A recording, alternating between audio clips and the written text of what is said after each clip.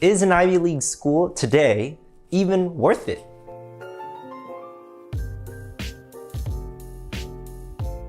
As someone who attended Yale on full financial aid and now works full-time in the education industry, I think I have a pretty unique view to this question. For context, I'm Kevin Zhen, the current co-founder of the Elevated School, formerly known as Zen Ed. I attended Yale from 2016 to 2020, where I lived in Ezra Stiles College, which, for those of you who don't know, is the Flintstone-looking one.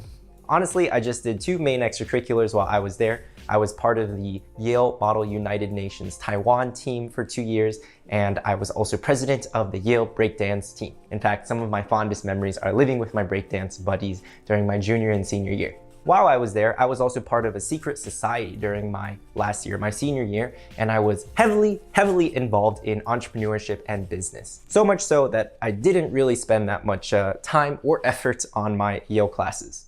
In fact, I almost dropped out of Yale during my sophomore year to become one of those startup entrepreneur types. But in a series of unexpected events, I stuck it out and I graduated with a degree in East Asian Studies in 2020, right at the height of the pandemic. That year was tough. I applied to 50 to 60 jobs in finance, consulting, entrepreneurship, and really I only got one offer. I think it was kind of a pity offer from my friend's startup in New York, but I was still really grateful for the opportunity and I was expecting to move there in the summer. But as things turned out, COVID was in full blast, and so I stayed in Miami. I was living in my childhood bedroom, so I did the only thing I knew how. I started another business. My first business was a food tech startup called Home Cooked that totally failed. My second business is this tutoring and college consulting agency shop. Elevated in so many ways is much easier and simpler than my first business because now I knew what not to do. I focused on customers, sales, and keeping costs low. Because there was a lot of co-founder drama during my first business, I did everything myself this time around and only invited my current co-founder Jeff once this business was making consistent revenue. But starting this company was by no means a walk in the park. I worked 50 to 60 hours a week during the pandemic to support my family, my parents, who had just lost their jobs as restaurant workers. I was on Zoom for so long and so often that I developed back and eye problems. I poured hundreds of hours of my blood, sweat, and tears, energy, effort into this YouTube channel, only to find very minimal returns. It felt like no one was watching, and the worst part was that I was doing all this to help my parents, but they would just fight all the time. Without getting too much into it, let's just say I found myself embracing a new job, becoming my parents' therapist. Perhaps this is something other first-generation immigrants can relate to, wanting to help them and yet sometimes being kind of repelled by them too. And I just found this job to be very emotionally draining, not to mention the fact that sometimes when things got too heated, I would have to physically step in and separate them. The icing on the cake was that around this time, my mom got scammed and lost tens of thousands of dollars. It wasn't really her fault, and I don't blame her at all, because these scams were happening all over the US and abroad, happening to people we knew in our community. There was even a New York Times article written about it, and she just was taken advantage of. This person added her on WeChat and literally spoke to her, called her, texted her every single day for more than 100 days to gain her trust. Still, once she told us the bad news and that she'd lost all this money, I found myself questioning everything. Why was I even working so hard? It just felt like every time I was trying to take one step forward, we were actually just taking 2 steps back. Some people seem to think that just attending an Ivy League school, getting a degree, and graduating, this will just magically wipe away and solve all your problems. Of course, it can certainly make some aspects of professional life easier, open doors for you here and there, but there are just some realities of life that none of us can escape. Like most people during the pandemic, life was difficult, but 2 things kept me going. One was the fact that, knowing that working in my parents' restaurant post-recession all those years ago was actually much harder than what I was going through then. For some reason, I found that comparison very motivating. Also, I felt really blessed that I could use my mind and my knowledge to support my family. Secondly, the work was deeply fulfilling. And a lot of that is thanks to you guys. The engagement from students, particularly on YouTube, was just sensational. Since 2016, we've helped students from all backgrounds get into Yale. And honestly, I'm more proud of the fact that I was able to help others achieve this dream than I am of getting into Yale myself. I really do feel like this is what I'm supposed to be doing. And maybe this is why Yale decided to take a gamble on me and accept me last minute regular decision. So I could be a change agent for others. So we could be change agents for others.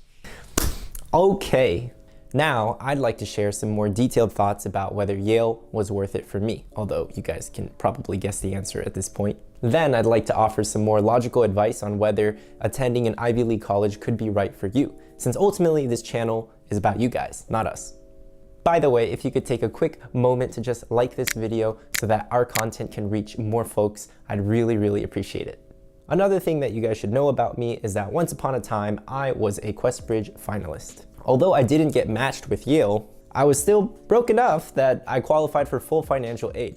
In fact, I was so broke that Yale actually paid me to go there. Reason being, if you move off campus during your 3rd or 4th year, most Ivy League universities will just hand you a check, and whatever you don't spend on rent, you just get to keep.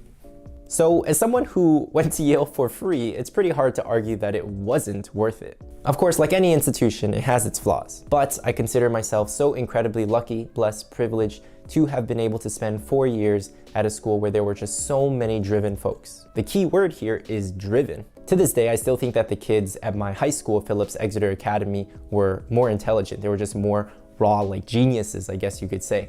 But Ivy League kids, man, those guys are always up to something. They're just always doing something. My favorite Yale joke is that if you put 10 Yalies in a cave, they'll start like 14 clubs.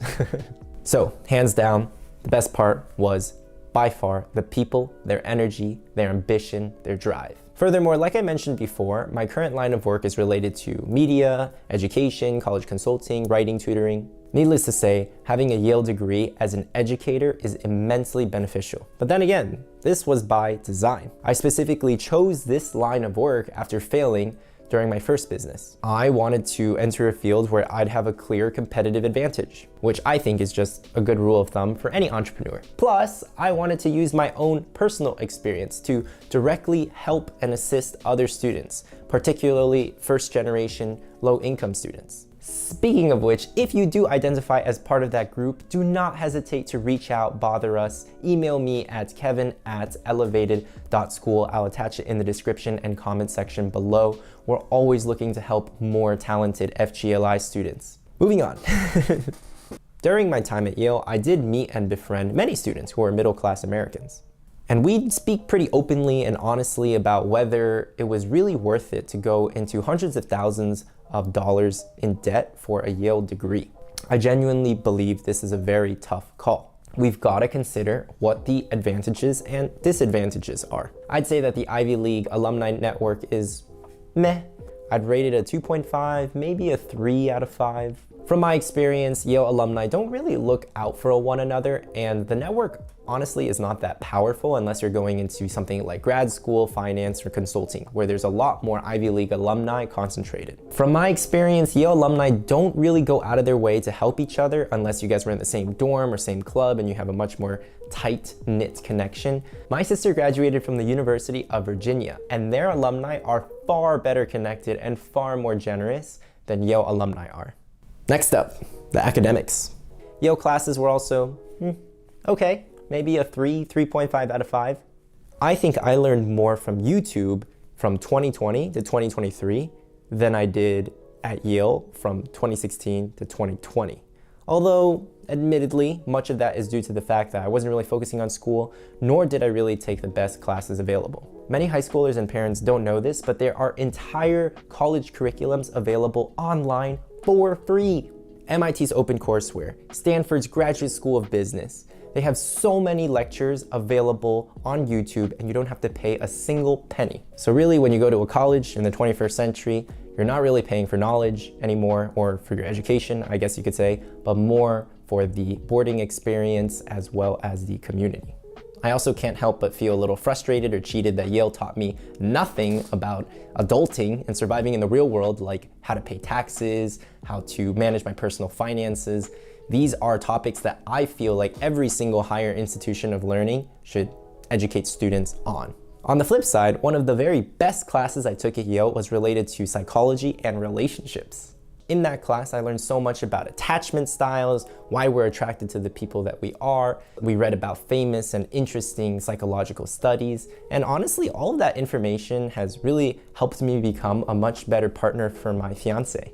Which, yeah, is another major update. I moved to Brazil in 2020, you guys, right in the pandemic. My family thought I was crazy, but I met up with my fiance, who I just proposed to last week. She said yes, which was cool. I proposed to her at the Kennedy Center in DC. And yeah, let's just say everything in the romance department is going really, really well. I honestly couldn't be happier. But enough about me, let's talk about you guys. There are quite a few factors, which for some reason I haven't seen any other folks talk about. So I did want to spend a little bit of time diving into them. These include your personal and career aspirations, your socioeconomic status, any plans you might have post-grad, and more. The better you know yourself, the clearer an answer you'll have to the question of whether attending an Ivy League college is right or worth it for you. Now, one of the most important factors to consider when it comes to choosing whether any college is right for you is, what do you want to do after school? Are you trying to go to grad school and further your studies, become a lawyer, doctor, professor? Or are you looking to become someone more like an artist, entrepreneur, and upon graduating, start your own business, enterprise, or whatever? If you're planning on going the more pre-professional route and you're a middle-class American, my advice is to actually attend a state school and save a bunch of money. You could even transfer out after a year or two and go to an Ivy League or top 20 college after. I personally know lots of people who've done this successfully. In fact, our agency, the Elevated School, helps students do this every single year. It's an incredibly brilliant strategy and a great way to save tens, if not hundreds of thousands of dollars. Plus, I have friends at Yale who told me that their GPA suffered because there was so much competition there. When it came time to apply to medical school or law school, they confessed that they kind of wish they had gone to a college where it would have been easier to get perfect grades. So take that as you will. Now, if you're interested in walking the more atypical path, artist, writer, entrepreneur, I'd argue that Ivy League schools actually offer more value. Here's why. While Ivy League networks on the whole aren't that great, the micro network of, say, for instance, Yale entrepreneurs is actually really, really tight-knit and close because there's really not that many of us. Therefore, it is much easier to find collaborators, creatives, co-founders who actually take their work seriously and are looking to make this into a legit career post-grad. I met my better half, my current co-founder, Jeff, at Yale, at a breakdance practice of all places. And if it wasn't for that chance encounter, it would have been definitely very difficult to find him otherwise. He is one of those people that has just utterly changed the trajectory of my personal and professional life, and I wouldn't be me, and this channel wouldn't be this channel if it weren't for Jeff. So I'm very, very grateful to Yale for bringing us together. That's all for today, my friends. Thank you so much for watching until the end. If you're interested in reaching out, leave a comment below. I read every single one, or you can simply visit our website, www.elevated.school. Cheers, catch you at the next one.